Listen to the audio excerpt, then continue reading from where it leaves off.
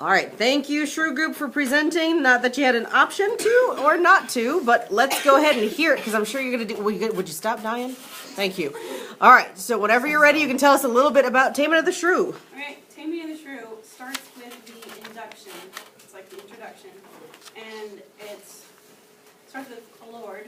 He comes back from hunting, his other hunting partners, and he sees Christopher Sly, who's passed out, drunk, just like asleep, and he's like, oh, I'm going to play a trick on him. So he decides he's going to make Christopher think that Christopher, like when he wakes up, he's a lord, and like has a bunch of servants and all fancy and stuff, and like surrounded by food, and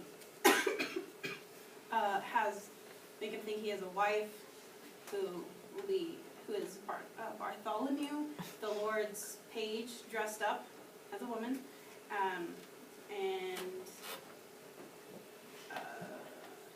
yeah. So then the huntsmen carry Christopher upstairs, and then some players enter, like they see him passing by, and the Lord like has seen the players before. He knew about them and knew they like were pretty good, and so he asked them to do a play for Christopher, but he warns them that Christopher had probably never like seen a play, so like they're like, he might go a little bit crazy, and they're like, no, it's fine, you have the craziest person, we won't like make fun of him.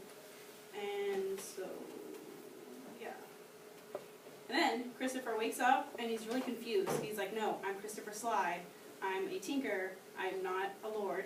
And they're like, no, really, you are. And they managed to convince him and tell him that he was asleep for 15 years and that his wife was waiting for him the whole time.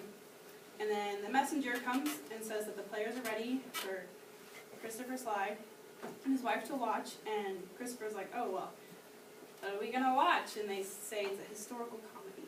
And then they sit down, and then the play begins.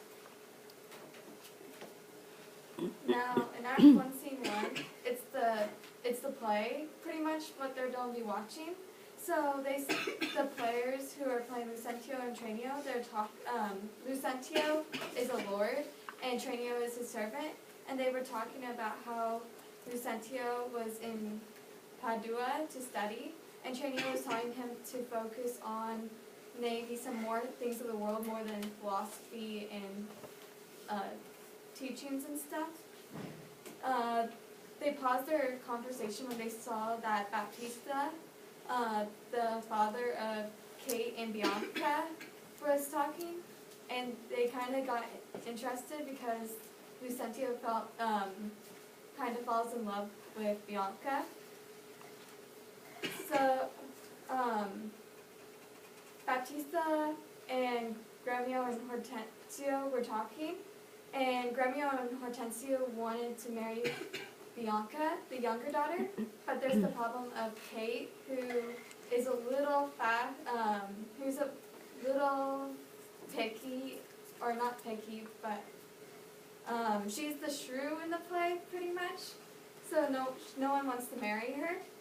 So Gremio and Hortensio, even though they're fighting for the same person, they're going to work together to find a husband for Kate. And then in Act 2, and then there's also Lucentio, who decides he wants to marry Bianca too, so he's going to dress up as a teacher so he can get close to Bianca. And then in Act 1, Scene 2, Petruchio enters with his servant Grumio, and Petruchio explains that he has been traveling the world trying to find a rich wife, and Hortensio tells him about Kate, but he also warns that she's not adequate as a wife. And Petruchio tells him that as long as she has money, he's happy. And then Horatio decides that he'll dress up as a school teacher too, and that he would be a music teacher for Bianca and Kate. So pretty much they have two suitors who are trying to dress up to win to win Bianca's affection. Alright, so Act 2, there's just one scene, and it opens with Bianca tied up by Kate, and she's like interrogating her. Basically, she's just like extremely jealous that like all these guys are like going after Bianca and not her. And so then Baptista comes in and sets Bianca free, and then it talks to Kate, and he's like, "What are you doing?" And so she basically thinks that everyone's like attacking her because, you know, she can't like really get a guy. And then Petruchio comes in and he talks to Baptista and is like, "I want Kate as my wife." And then, so later Kate comes in and then, as Tranio comes in, he's disguised as Lucentio. He's Kate's instructor. Or is it Litio? Video. Is disguised as Kate's instructor. Hortensio. Yeah, Hortensio. Yeah. Hortensio disguised as Lidio is Kate's instructor. So he comes in and he's like in pain and all this because Kate had like attacked him with her lute because he tried to correct her and all that. And so Petruchio's listening to all this and he's like, "Oh my gosh, she's like perfect for me."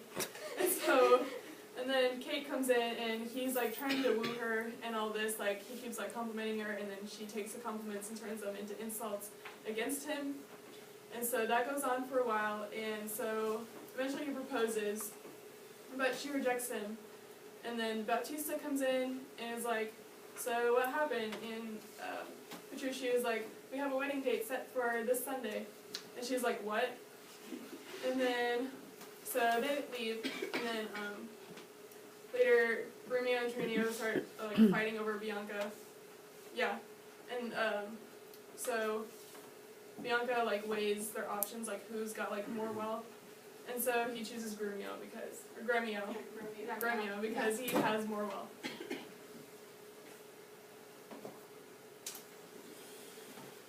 Act 3, Scene 1. Lucentio and Hortensio, they're disguised as tutors right now, or teachers. Lucentio teaches philosophy and Hortensio teaches music. Both of them without, well, I think they probably both realize, they're both trying to secretly get Bianca's love without making it too obvious. So Lucentio attempts to like insert kind of little subliminal things in his Latin reading. And she realizes it and tells him, she doesn't exactly reject him, but she says, "I really don't know you, but don't worry about it too much right now, because we can maybe get to know each other later." Hortensio tries to do something similar. He tries to give her a scale to read for his music, and he's a little more blunt about it in his writing. He just kind of goes about and says, "Oh, you're beautiful, why won't you marry me?" But she's like, "No, you're weird, please go away." And then their lesson is interrupted when a servant of Baptista arrives and tells them that Bianca needs to help Kate prepare for her wedding. And after that, Lucentio leaves and Hortensio is left by himself. Act 3, Scene 2. So then Baptista and Kate are waiting for Petruchio it's on their wedding day. And Petruchio's not showing up, and Tranio comes in, and he's like, "Don't worry, Petruchio will show." And then Biondello, I don't know how to Biondello. Sure. He enters with the news that Petruchio is on his way, but that his clothes are disgusting, his body's all torn up, he has a swollen leg and mouth, and he just looks like a mess. And he says he's arriving on a horse, and Baptista's like, "I don't care, as long as he's coming." And Petruchio enters, and just like how he was described, and he's like, "Where's Kate?" And Baptista's like, "No, you are not going to marry my daughter looking like that." And Petruchio's like, "Well, but she's marrying me, she's not marrying my clothes." And then, yeah, I know, I would say quite anything. So, then he leaves, and Tranio's like, "Don't worry, Baptista, I'll persuade him to change, make him look nice for his wedding. And they go off, and then the wedding happens. We don't really see it, but we can figure out it happens. And when they come back, Gremio comes, he shows up, sorry, You're fine. and he tells Tranio what happened at the wedding. And so we all know Kate's a little bit out there, but this is where we find out that Petruchio was also kind of out there, a little bit crazy. When they were singing their oaths, Petruchio, he like swore really loudly, and that he like scared the priest. The priest dropped his book, and as the priest was like bending over to pick it up, Petruchio whacked him or something, and made him fall down. Not the sense of like New York whacking, right? Yeah. Not like killing whacking. I Yes. can't do it, no. I like imagine him, he'd be like this, and he'd be like whack. Got it. Puffs in the face. Yeah, something like that. And at the end, Petruchio seals his marriage to Kate with a kiss, like that, like smack, whatever, so loud that it echoed in the church. And yeah. You don't need. Yeah, I was just gonna say we don't need a demonstration. We get Or it. use it. Okay, well, you know what I mean. That's all I know. Okay. After that, Lucentio is still trying to win Bianca's heart by pretending to be a school teacher. And while this is happening, other people are starting to lose interest. Don't exactly know. And Hortensio decides to marry a wealthy widow instead. That's one of the, and Biondello comes in and says that a man entering town almost looks like Lucentio's father. And so Lucentio goes out and finds this man who he finds out is a pedant or something from another city. And the dukes of he makes up this story to this pedant and says that the dukes of these two cities are fighting, and that if anybody from his city enters this city that Lucentio is in, and they're all in now, Padua, I think, that they should be killed immediately. And he said and Lucentio said to the pedant that if he pretends to be his father, then he'd protect him. And so what they do is, the man obviously accepts because he fears for his life. And so what they do is they went to Kate's father to figure out, I think, dowry or something, and for her hand in marriage. I think I have the wrong thing. Yeah, I wrote the wrong thing.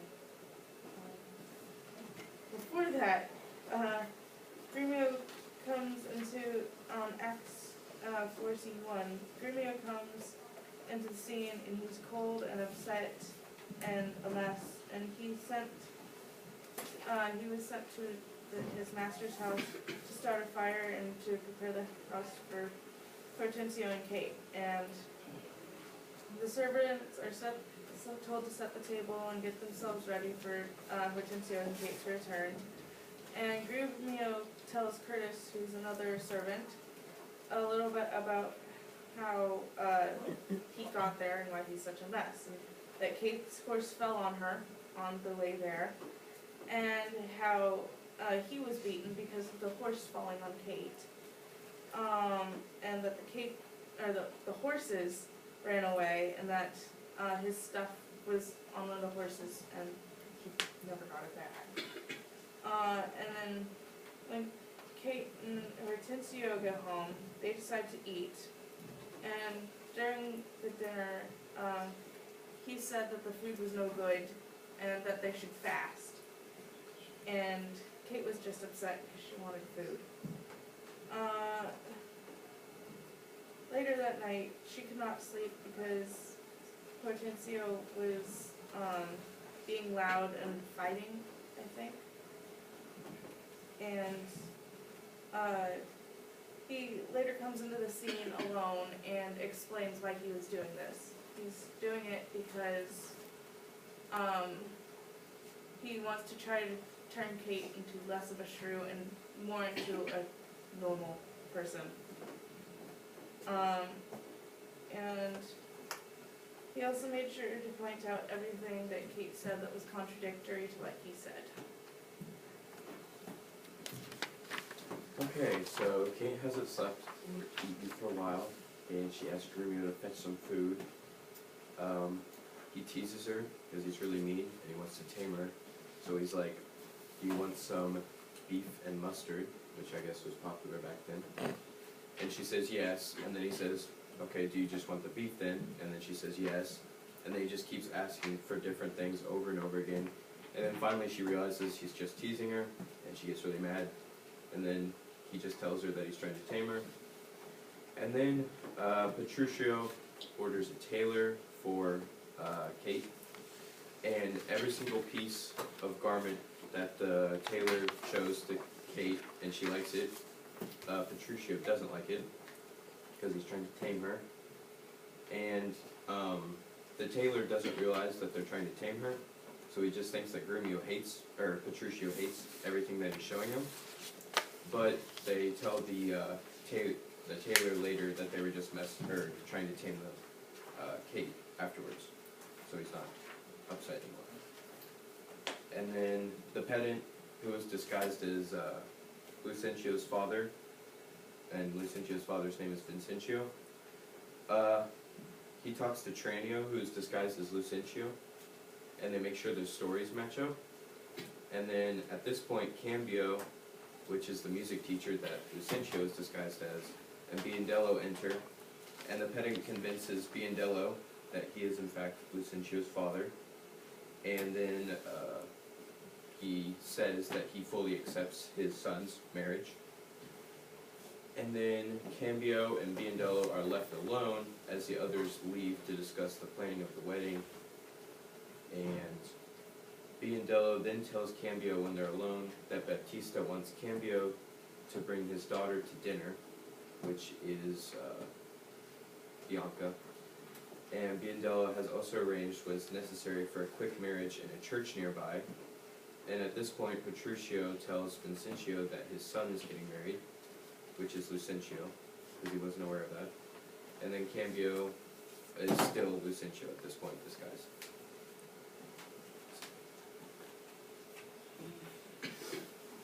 Alright, so now Lucentio and Bianca, they run away to the church and elope. And then shortly after that, Petruchio, Kate, Hortensio, and the real Vincentio, who is Lucentio's father, they arrive at Baptista's house.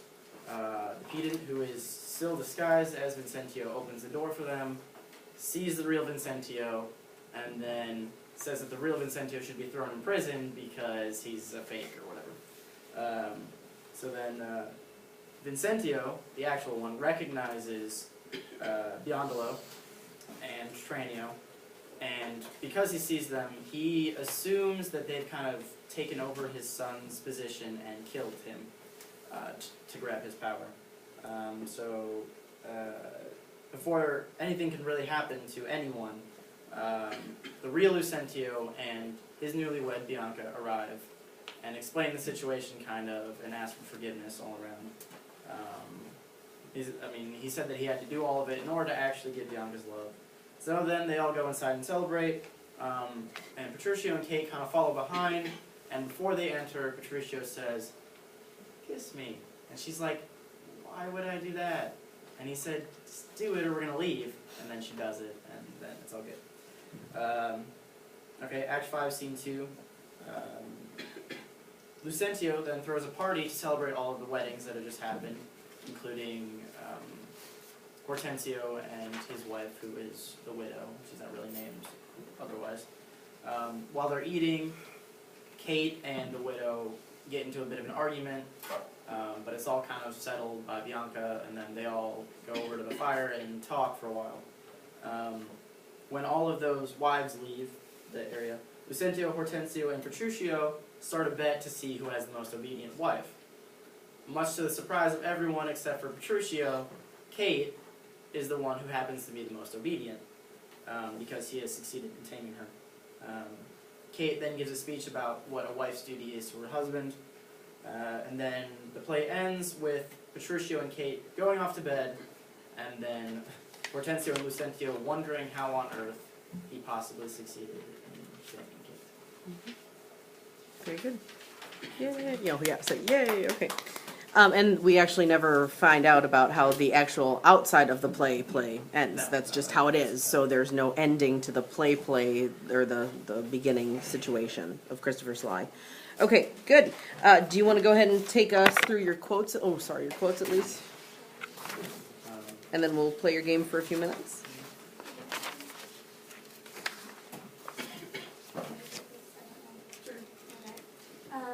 So the first quote is from Gromio, and it's Descartes her rather, she's too rough for me.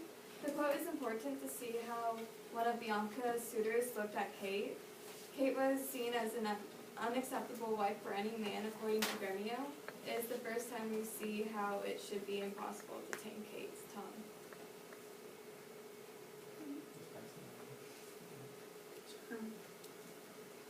For I am he, for Petruchio says, for I am he, am born to tame you, Kate, and bring you from a wild Kate to a Kate conformable as other household Kates. The quote is important because it's the first time in the play where Petruchio really states that he's going to try and tame this girl, so that she'll be like normal to him and others to make her well tempered. This is also where the play is titled "The Taming of the Shrew" finally comes into play. It's in Act 2, Scene 1.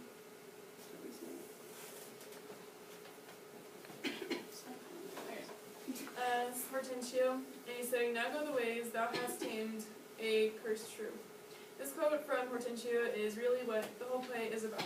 Finally, Petruchio has managed to tame his wife, much to the amazement of both Hortensio and Lucentio. Petruchio has succeeded in taming the shrew.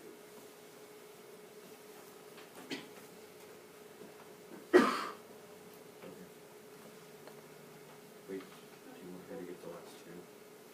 Or the last or you get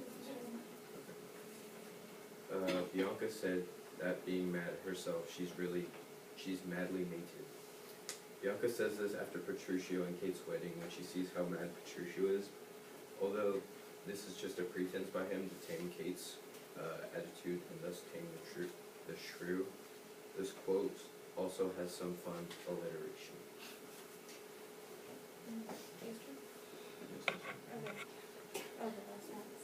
Okay. If she be waspish, thus beware my sting.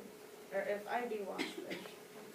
This is when Kate explains to Petruchio that she will not go along with his plans without a fight, and that if Petruchio wants to tame her, but Kate shows determination not to change. Okay, good. Thank you very much. I do have a quick question. The people who read those quotes, are they the ones in charge? Because I see Corinna's name after the second, but who? Okay, did you all come up with the quotes, or how did that work? Did we all come up with one quote? I didn't know, I just put my name on the one I did. Yeah, I did. I wrote one. I wrote the. You did the third I one. don't know if I got used to it, but I wrote quotes. Okay. I mean, there's 5 of us. There's 6 of us. And There's 5 6 of us. Okay. I just didn't know if you all decided together, or if you all kind of picked one and then submitted it. I think we all just kind of picked one. Yeah. Picked one. Okay. All right. Thank you. Like, All right. Good job. The only thing I was going to say, and for your, I can turn this off.